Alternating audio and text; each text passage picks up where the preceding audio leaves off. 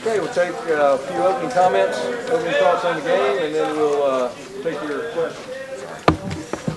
Open with a big thanks for our fans. I thought they turned out and took over the stadium as they've done so many times, so many places, a lot of red in the stands today. I was proud of that. Proud of our seniors.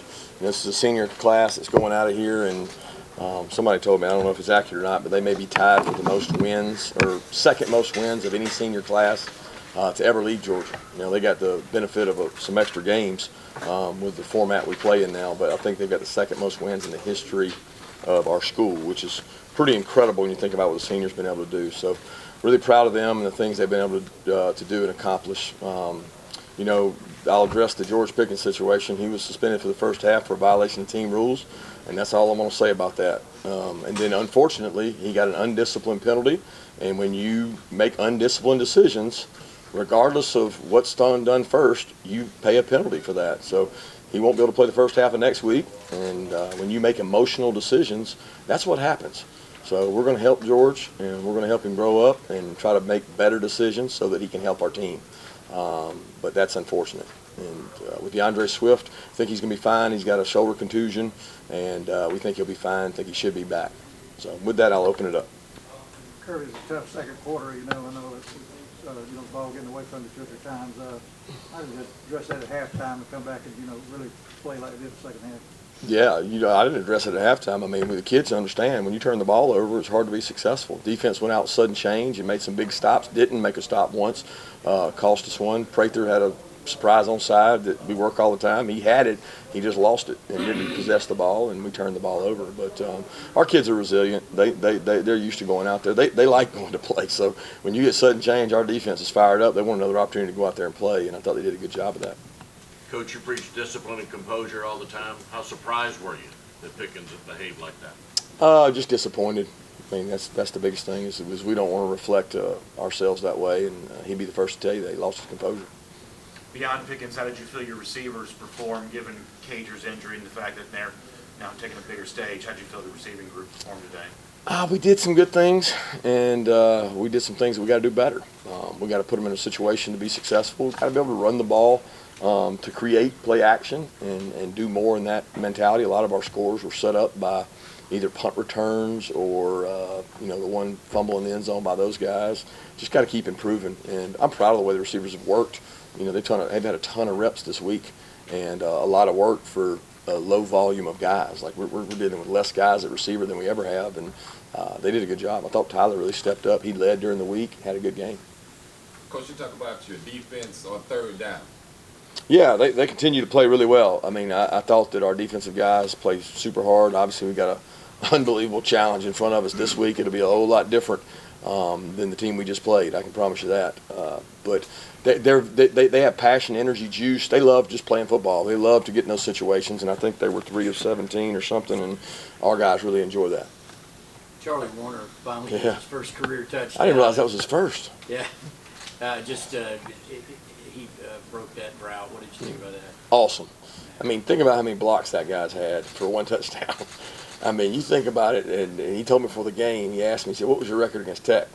And I told him 3-1, or really 4-1 if you count a redshirt year. And he was just like, Coach, I want to go out on top so bad. And for a kid that's meant so much to our program, I mean, golly, I mean, the blocking value he has had, and not getting as many catches as maybe he deserves, and you want to get him. For him to get that play, I thought that was huge. How do you assess Jake's performance? Obviously, maybe the completions not quite where we wanted, but 4 touchdowns, hard to complain about. Well, we put a lot on him. I mean, when you start talking about checks, making decisions, doing things, they did a good job. Jeff's defense has always been good at disguising things and giving you different looks, and they did some good things. And Jake made some good decisions when they got us. They trick you every now and then, and you're like, oh, they got us. He threw the ball away a couple times that really made good decisions. And he's got to continue to improve and play better, and Jake gets us in and out of a lot of situations, so that was big for us. I mean, I think he'll be the first to tell you he's not playing perfect. He's got to play better, but we got to help him around it. We got to help him with the run game, help him with some passing game to help him play the way he needs to play. Kirby, one of those throwaways came on when they kind of jumped the screen on you guys. You guys came back to it later. 40. Was that kind of a those kind of things play together for the way you made that decision? Yeah, I thought it was a great call by Coley. I mean, he talked about what they had done to him the last time, and then the next time they did it, it cost him. And it was a great complimentary call because the touchdown to, I guess it was George, whoever it was set up by what you're talking about, where they had done that earlier, and they paid the price for it. Coach, one of the more subdued celebrations we've seen in this rivalry. What was it like in the locker room, and what was it like to have a governor who's a Georgia grad give away that governor's trophy? I love Governor Kemp being in our locker room because that means only one thing, right? And we were fired up about that. But, you know, this was the next step. So this was not, for us, we expected to win this game. We expected to dominate this game. We go on to the next one. How'd you get your team back after the second quarter? Obviously not good football for you with some of the turnover issues and things. What was the message in the locker room to get the intensity back from the third? It wasn't a big message. I mean, you know, some players challenging players, and that's what it's about. When you got leaders on your team and they don't think that you're playing to your capabilities, we got guys willing to challenge guys, and as a coach, I love it because when guys challenge each other, I don't have to. And again, second quarter was, I mean, hey, a guy fumbled. That's tough. They hit an onside kick that we should have recovered. We didn't. So it wasn't like it was a meltdown. I mean, you got to deal with adversity. They made 2 plays, and we stopped them, I think, on one of those, and we didn't stop them on one. So give those guys credit. But there was no panic in this team. I mean, we understand that other teams are going to take chances, and they took chances, and they made some plays. Kirby, what is Lawrence's injury, and how long is he out? He's got an ankle injury, and he's had successful surgery on it yesterday, and he'll make a full recovery. My DeAndre injured. Is he all right? I just talked about it. Yeah, he's got a shoulder contusion, and we think he should be fine. Coach, you can finally talk about the SEC championship game. LSU's obviously just been lighting it up all year long. You guys are incurring all kinds of adversity coming into this game. What's your feeling as you finally get ready to focus on the SEC championship? Well, I'm excited. You know, you earn the opportunity to play in this game. And people will talk about a lot of games outside this, and this being a de facto play-in game and all these different things. The SEC championship is the greatest environment maybe in all of football, okay? Because you can say the Super Bowl and you can say all this, but there is no greater passion for a game than any place in the country when you talk about LSU and the University of Georgia. Doesn't matter who's playing in the SEC championship. It is, and I've coached in a lot of big games in my lifetime. The SEC championship is the greatest atmosphere, passion, energy. A lot of them have been those kind of games. And that's what you come to Georgia to play in. So we've earned the right to play in it. And we're going to go roll our helmets out there and give it the best shot we can. If I can follow up on Cager, does he have a shot at a bowl game? It's doubtful. This will be your third trip to Atlanta, and when looking back on the previous 2 appearances there, what do you feel like you've learned from both of those that you want to sort of carry into this game, which, you know, brings the result that you want? Yeah, I don't know that the other 2 have much to do with this one. I mean, they're all different. I mean, I guess we played a different opponent each time, right? And, you know, we'll prepare for these guys like we do anybody else. We'll go through our normal week, and you guys will make a bigger deal out of it, and we'll prepare the same way we always do, and we'll put the best plan we can together and go through our team out there. When you have popped in the LSU film, what are your initial thoughts watching that offense? Excuse me? When you have popped in any LSU film, what are your initial thoughts? When would I have done that? I mean, I had Thanksgiving dinner and I prepared for Georgia Tech. I mean, we're going to prepare for LSU today. That said, you mentioned that offense is much different than what you faced Yeah. today. What do you think? Can you elaborate on that? Yeah, they throw the ball really well. They've got one of the best backs, you know, that I've seen on TV. When he gets out there and breaks things open, we know the back and the receivers from last year. We played them. The quarterback is incredible. He was that way last year. People don't give this guy enough credit for the athlete he is. I mean, he's a great basketball player. I mean, he's mobile and does good things, and we know what kind of defense they've got. They got good football players. But guess what? So does everybody in the SEC. So,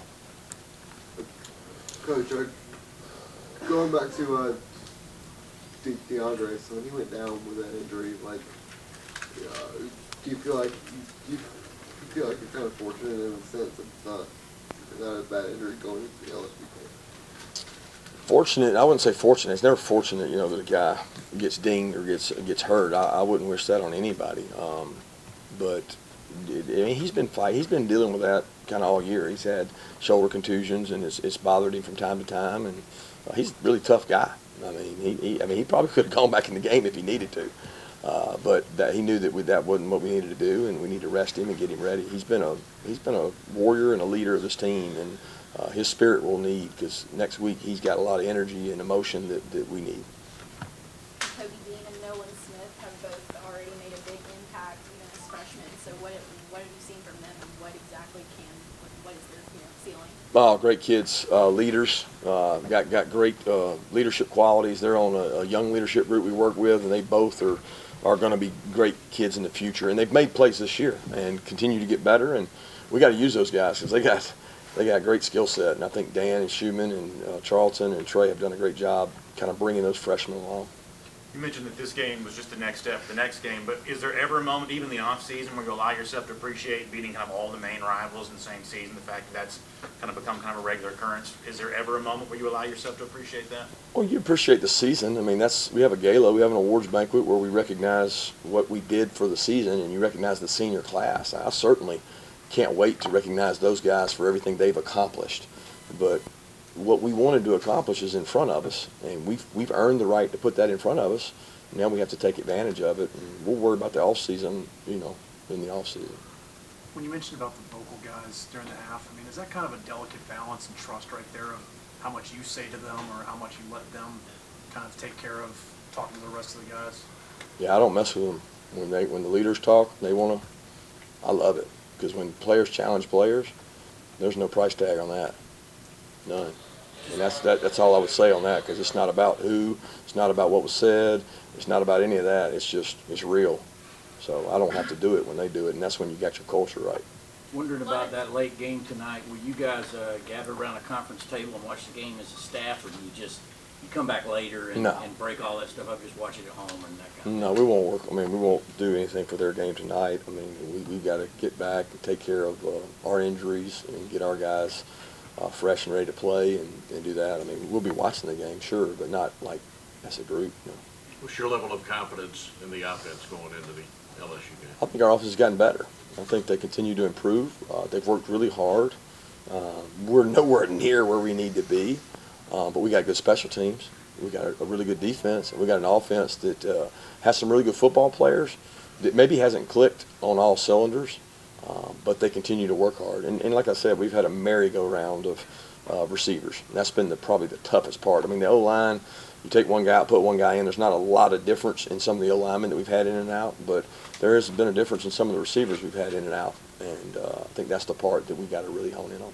A guy that's kind of been plugging away for you guys is Jamari Sawyer, right tackle, right guard, and he came in at left tackle, and he helped you guys get a little something going today. What would you feel about the way he played and what he's done to earn that opportunity? I thought he really practiced well this week. Sam came to me and said, I thought Jamari had a really good week of practice, and we wanted to play him earlier in the game. I don't know where he went in at. You may know better than me, but I know that he earned the right to play, and the more he practices well, the more opportunities he'll get. There's always a lot of chippiness in a rivalry game. What do you tell your team to try to combat some of that and keep them level-headed as you can, because they have a lot to lose? Yeah, don't be stupid. I mean, don't be stupid, and it's just silly. It's selfish. It's undisciplined. It's why. You know what I mean? You ask yourself, why would I give up an opportunity for what we have next week over what? I mean, I always ask guys, was it worth it? That's what we used to say. Was it worth it? I mean, it's not worth it to me when it hurts the team. So you live, you learn, and you try to grow them up, and you love them. And look, guys, I love George Pickens. He went to the hospital with us on Friday and did an unbelievable job. Had as much charisma and as much care for those kids as anybody out there. George is a great kid. He's a freshman. And I know now, because I have my own children, that you have to love your children, and you have to help your children, and you have to discipline your children. And when you do things wrong, then you get punished. Kirby, you reflected on LSU meeting them last year. How different are the personalities? How different is this script, or is there any carryover from last year's meeting, or just how different do you think these teams are than a year ago? Hard to answer, because I don't feel like I've done. I don't know enough about them. I know at the surface what I've seen of the teams that we overlapped with. Florida and Auburn. It seemed like we had them on tape, so you get to see them. But I can't answer that question because I don't know. I certainly, everybody talks about how much more explosive they are and how much more they do, and they certainly are by what they've been able to put up on the scoreboard. But I don't know enough about that. 2 more questions? You spent time. What you saw out of James Cook today and what he did for Julie's face. Love James Cook, man. James Cook's a warrior. He works his butt off, doesn't cry, doesn't whine, doesn't talk about not getting the ball. He just plays on special teams, and then when you get him the ball, he usually does good things with it. And we got to keep trying to find ways to use James. I think Tech had a record 13 punts, school record service. That tells how good your defense played today. That's pretty good, making punt the ball 13 times. Good for them.